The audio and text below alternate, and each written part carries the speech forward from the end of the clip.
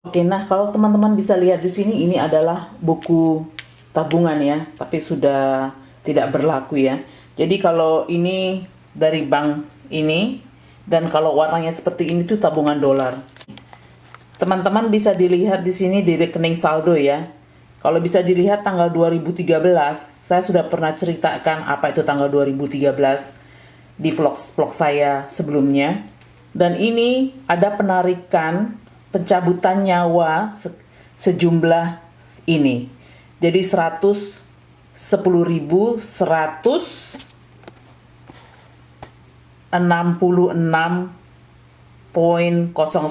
ya. Jadi ini punya saya teman-teman ya. Ini jadi bukan pinjam dari orang. Ini milik saya sendiri. Ketemu lagi dengan saya si anak pembantu. Jadi di vlog kali ini saya itu mau berbagi sedikit cerita ke teman-teman berapa kira-kira biaya yang akan dikeluarkan kalau teman-teman ingin berkuliah di luar negeri ya, khususnya di Amerika.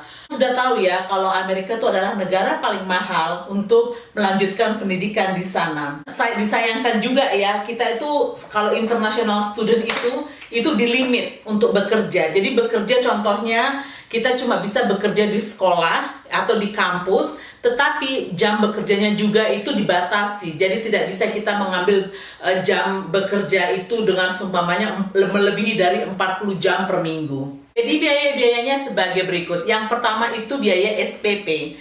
Nah, di SPP itu teman-teman ya, itu sudah termasuk asuransi ya. Karena di Amerika sendiri diwajibkan setiap orang harus memiliki asuransi kesehatan.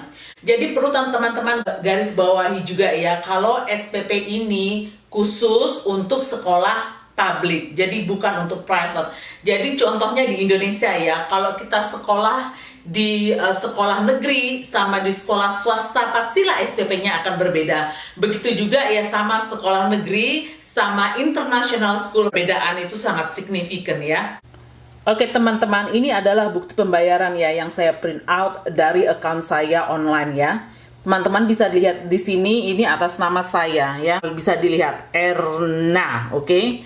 Dan ini kalau teman-teman bisa lihat ini untuk pembayaran tahun 2017 ya. Nah, kalau kemarin kan saya bilang saya masuk sini international student kan, bisa dilihat sendiri saya masuk di sini sebagai international student atau pelajar asing, bukan pelajar lokal ya. Nah teman-teman bisa lihat yang saya kasih warna itu adalah yang saya sudah bayar, jadi dikurangin sama mereka.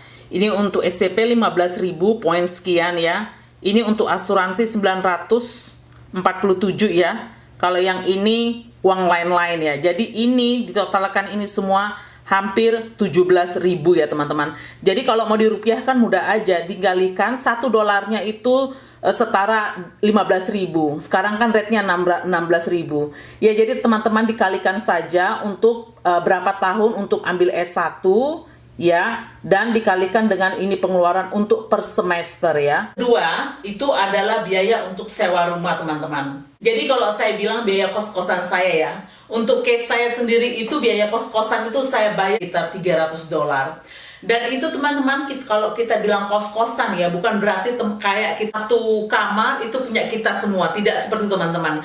Jadi sistemnya di sini itu kita ambil apartemen. Apartemen itu mungkin ada 3 atau 4 kamar dan kita share dengan tiga orang yang berbeda ya kalau kita ngambil yang apartemen 4 kamar. Jadi intinya itu semakin banyak kamarnya semakin murah teman-teman. Jadi kita kan share dengan banyak orang ya. Oke, dan yang untuk berikutnya adalah utility teman-teman. Jadi seperti listrik, air, dan internet ya. Dan itu saya bayar sekitar $50 lah ya per bulannya. Dan pengeluaran yang keempat adalah makanan teman-teman. Jadi itu sebenarnya kalau untuk makanan sendiri itu tergantung dari teman-teman ya maunya seperti apa. Karena waktu zamannya saya itu saya maunya yang irit-irit ya. Jadi yang saya lakukan adalah seminggu sekali saya belanja dan masak pada hari itu, dan makanan itu akan mengcover makanan saya selama 7 hari ke depannya ya.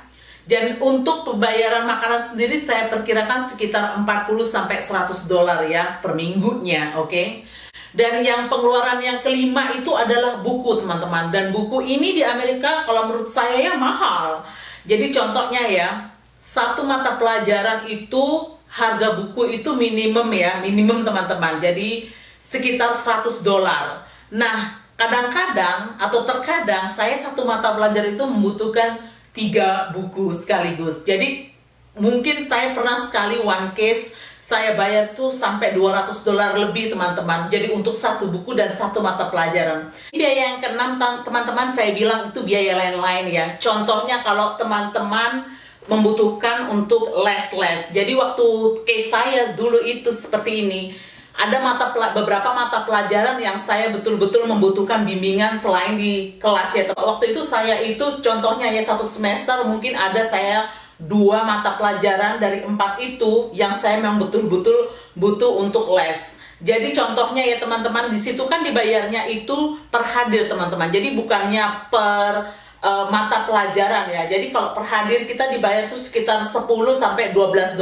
Itu per hadir teman-teman. Jadi kadang-kadang seminggu itu saya bisa itu 2 sampai 3 kali teman-teman untuk les ya. Itu akan selalu lebih sering ketika kita mendekati ujian teman-teman.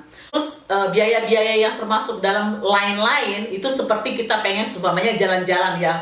Maksud saya jalan-jalan itu ketika kita tuh pengen seumpamanya nonton movie atau mungkin pengen sekali-sekali makan di luar ya sama teman-teman. Jadi itu yang saya maksud dengan uang lain-lain ya. Jadi itu memang tidak pernah diprediksi ya. Jadi kalau menurut saya itu sediakanlah uang lain-lain itu dalam sebulan itu sekitar $500 teman-teman. Yang ketujuh ini sebenarnya sih itu kalau saya bilang itu tergantung ya di mana lokasinya teman-teman bersekolah ya. Karena daerah saya itu kan daerahnya luas, Texas. Jadi di sini itu memang kendaraan dibutuhkan. Lain halnya kalau teman-teman mungkin kuliahnya di New York, mungkin case-nya tidak sama seperti saya. Jadi waktu saya kuliah itu, walaupun tempat saya itu memang kotanya khusus untuk anak-anak sekolah ya. Jadi itu benar-benar dia kota yang untuk pelajar saja. Dan di situ saya masih merasakan saya membutuhkan mobil teman-teman. Nah, kenapa mobil? Karena gini, di sekolah saya itu ada bus sebenarnya. Tapi busnya itu sistemnya kalau teman-teman pernah ke Singapura tuh seperti di Singapura. Contohnya ya bis nomor 1 rutenya akan lain, bis nomor 2 rutenya akan lain. Mereka jadi setiap nomor itu rutenya berbeda-beda teman-teman. Dan kadang-kadang kalau saya mau naik bus, umpamanya saya mau pergi les ini ya, mungkin dari tempat saya atau dari tempat kos-kosan saya tidak akan ada yang bus itu pergi ke tempat les itu. Dan juga bus sendiri itu di ini teman-teman, schedule-nya itu dia ada betul-betul. Jadi kayak modelnya tidak seperti angkot ya teman-teman yang selalu ada setiap saat. Kalau ini tidak. Jadi sama mereka itu dibuat schedule. Jadi kalau udah sibuk-sibuknya tuh mungkin setiap 15 menit atau 10 menit itu busnya ada ya. Tapi kalau semakin malam frekuensinya itu akan berkurang. Itulah sebabnya saya butuh mobil. Kadang-kadang kalau saya belajar di kampus atau di lab itu sampai jam 12, 1, kadang-kadang jam 3 pagi teman-teman, ya mau nggak mau ya harus memang punya mobil karena pada saat itu memang bus tidak tersedia lagi teman-teman. Kalau kita punya mobil, tentulah teman-teman itu pengeluaran pasti ada ya. Nah contohnya ya saya bensin. Nah bensin itu saya perkirakan sekitar ya mungkin $15 per minggu ya. Terus itu biaya asuransi. Nah teman-teman yang di sini itu ada 2 macam teman-teman. Contohnya oke, kita permudahkan aja lah teman-teman membeli mobil bekas ya. Mobil bekas sama mobil baru itu tipe asuransinya itu berbeda. Jadi seperti saya teman-teman, saya mempunyai mobil bekas ya, saya beli mobil bekas. Yang saya pilih itu namanya asuransi liability. Jadi artinya seperti ini teman-teman. Contohnya kalau saya nabrak pohon dan saya tidak akan dapat ganti rugi, atau saya nabrak orang, saya tidak akan dapat ganti rugi karena mobil saya sudah nilainya itu sudah tidak ada karena itu kan mobil bekas ya. Tapi orang yang saya tabrak itu dia akan mendapatkan ganti rugi dari asuransi saya dan tapi saya tidak harus mengeluarkan duit. Jadi itu tujuannya. Nah kalau mobil baru kan lain. Jadi mobil baru itu dibilang kita maunya full coverage teman.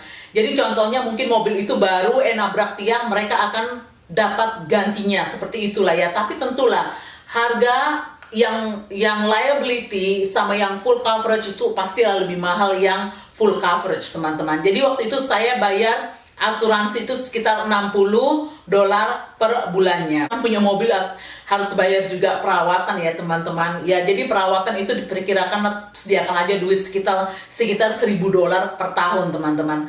Nah jadi itulah kenapa saya memilih untuk punya mobil, selain memang dibutuhkan untuk sebagai transportasi di kampus ya teman-teman. Dan juga kan di sini teman-teman kita pakai musim teman-teman. Jadi kalau seumpamanya musim dingin atau musim hujan, kalau kita naik motor kan susah ya teman-teman. Di sini tuh teman-teman kalau hujan itu hujannya deras banget dan berhari-hari dia ya. Dan kalau musim dingin nggak mungkin teman-teman kita bisa bawa motor ya keliling-keliling ya. Terus alasan yang ketiga itu teman-teman itu untuk keselamatan teman-teman.